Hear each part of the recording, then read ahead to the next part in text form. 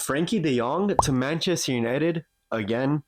Let's talk about it. Right. So reports today have recently stated that Frenkie De Jong and Manchester United might be close to working something out to where Frenkie De Jong might come to the club this summer. And well, first of all, let me preface this as saying that would be a big FU to Eric Ten Hag, who's been after this player for like his 6 transfer windows that he was at the club, and now 1 transfer window after he leaves, we're just suddenly going to get this player. But anyway, I digress. That's in the past.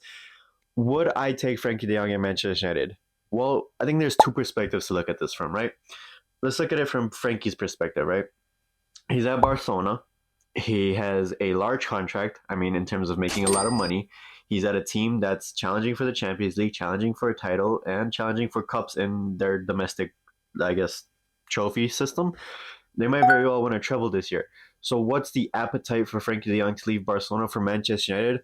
Well, realistically, it's going to be money, because I feel like if Manchester United were to pull this off, they would have to offer Frenkie de Jong just an exuberant amount of money, and I don't think that's the right move. And I don't think bringing in a player that's just coming for the money is the type of player that Manchester United want to bring in right now. And I also don't think that Frenkie de Jong actually has any appetite for it, which kind of brings me on to the point where we are in the international break. Obviously, there's no games or no club games going on right now. And to be perfectly honest with you guys, I think this is a whole load of malarkey.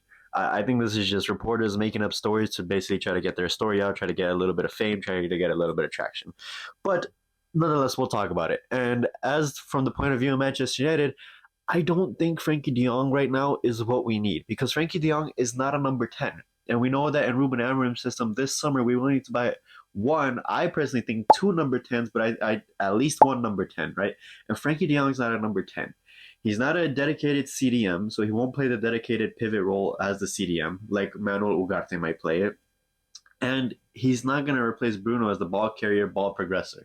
Don't get me wrong, he has the ability to, but Frenkie de Jong at his current age, which don't get me wrong, he's not old, but he's already injury prone. And we just talked about it in today's earlier video, how we need to get away from the injury prone players like Luke Shaw. So I just personally don't think that Frenkie de Jong to Manchester United, one, will happen. The stories, they're not true, at least in my opinion. And I don't think that it would be the right move for either party, for Frenkie de Jong or for Manchester United. But let me know down below in the comments, guys. What do you guys think? Would you guys take Frenkie de Jong at Manchester United? If you guys were Frenkie de Jong, would you want to come to Manchester United? Let me know down below.